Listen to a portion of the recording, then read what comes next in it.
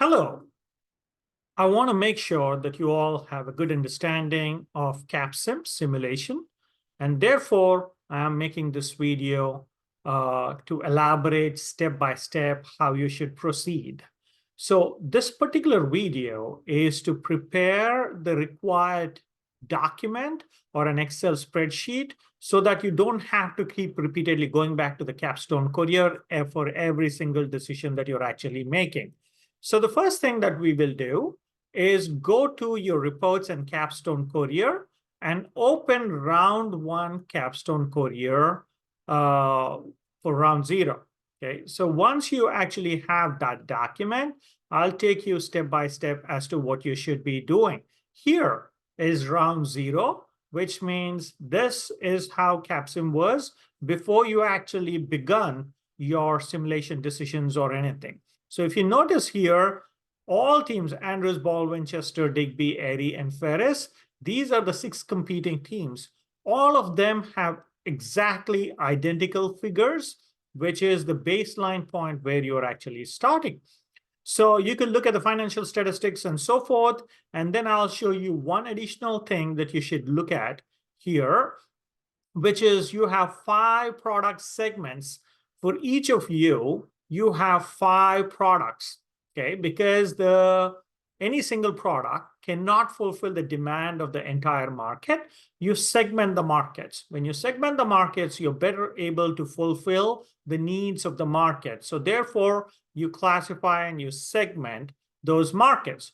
For example, here, you see traditional, you have low end, high end, performance, and size. So as a first step, what I want you all to do is create a spreadsheet or open a spreadsheet, and with each of the tabs named after each of the segments. So once you prepare this, you're much better equipped to make decisions seamlessly, and you all have the information that you need to get started, okay? So what do you need to look in this particular capstone courier? So let's look at this. Okay, let's start with industry demand, okay? So let's map out what industry demand is. Okay, so this is traditional, right? Okay, so this is round zero demand.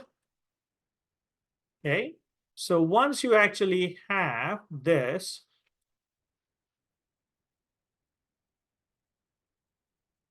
okay, so now once you have these two, because you have 6 rounds, okay.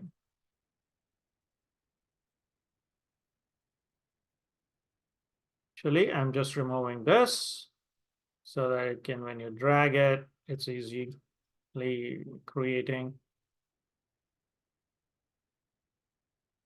Okay, I'm just creating until 7, though you have only 6 rounds of decisions that you actually make.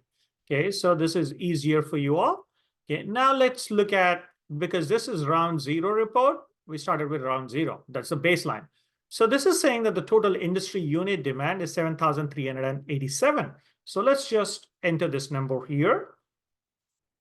Okay, now the next thing is, how do I know what is the round 1 demand? So for that, you need to look at the year segment growth rate. For this, we've used standard growth rate settings. So that means every year the traditional will only grow by 9.2%. There is no fluctuation. So therefore, you can map for rest of the years. Okay, so it's very simple. Okay, add additional 9.2. So I'm just multiplying this by 1.092. Okay, that is 109.2% of the demand. So here is what my demand schedule is for this. So the total number of units that can be sold maximum in round 6 is going to be 12,525. As you remember, there were 6 teams competing. So all 6 teams together will sell so many units if the product is manufactured. So now let's just add one additional column here. Okay, so this is round. Okay, industry demand. Okay, so you have those numbers, right? So the next thing that you need to do is calculate something called as parity. Okay, parity demand. Okay, now what is parity demand? Parity demand is nothing but specifically telling you how much will you sell if all teams are equal?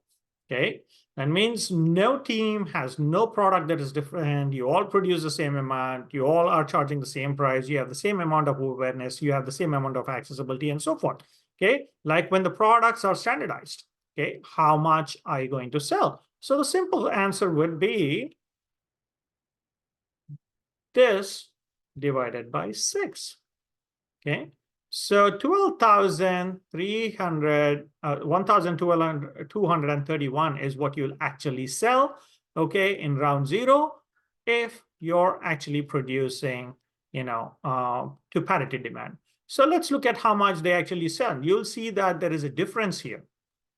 Yeah, they only sold 961. You may ask me the question, how is that? You said 1,231 or 1,231 is what I'm supposed to sell, but I only sold 961. So what you actually see is Able, which is Andrew's traditional product, sold 961 units, and Acre, which is a low-end product, sold at 270 units. This can happen. So when you sum these two up, you'll end up with 1,231. Okay, so if you want to look at that for confirmation, so you see that 1,231. Okay, so what happened here? So the reason is you see this product's perceptual map, which means the segments are overlapping. When the segments overlap, the demand overlaps as well. So therefore, you're selling so many units for the same product, or the demand you're selling from two separate segments. It happens at the initial stages because all the perceptual maps are overlapping, and therefore you want to be careful about projecting. So initial stages, you'll have this phenomena, but as we progress later on, that will dissipate. One additional thing to remember here is this, okay, yellow and the red one. Yellow is actual demand. That means how much your product is what's sold. Potential is how much you could have sold. That means this is how much. If you don't produce enough, that means you'll see the yellow one lower. Like you may have demand for 16, about close to 17%, which is about divided by 6 is that. Okay, so 100 divided by 6 is about close to 17. So therefore, at parity, you'll have about 17% demand. Okay, however, you may actually only sell 12. The reason could be even if you have 17 demand because you did not produce enough. You want to avoid such circumstances. So therefore, you want to make your production decisions very carefully.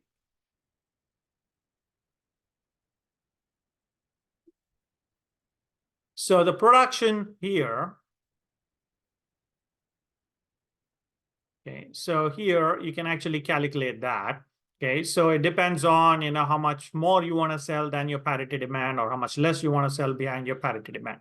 Now, this is what you do for every single segment. Okay, so it is very essential that you follow this, okay, and create this demand schedule before you proceed with anything else.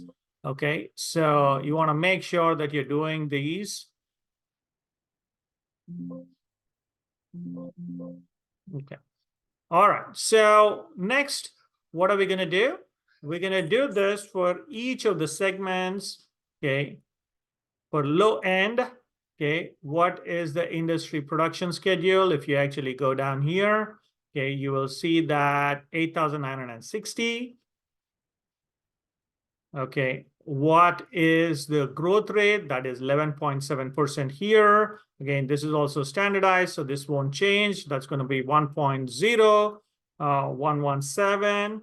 Okay, so that's going to be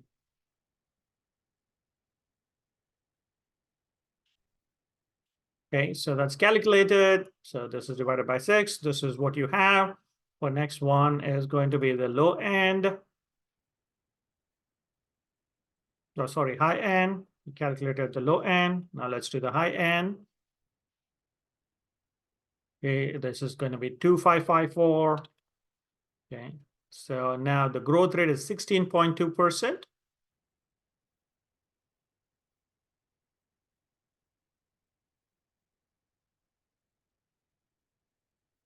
Okay, so now performance. Okay, 111915.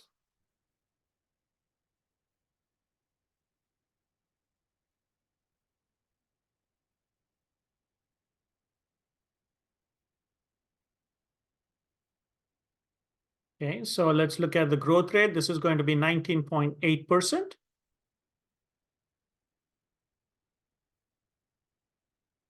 Okay, now let's look at the size segment.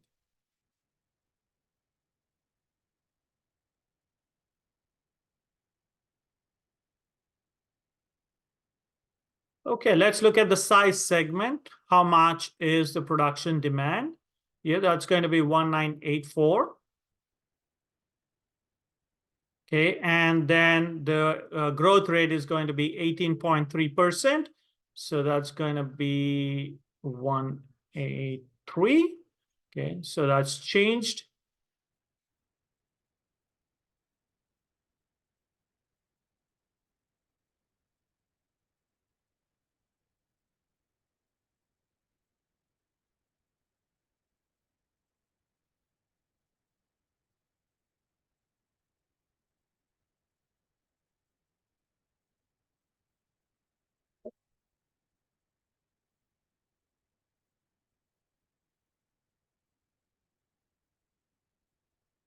Okay, so all of this is clear. So this gave you how much is the production or the parity demand for each of your products.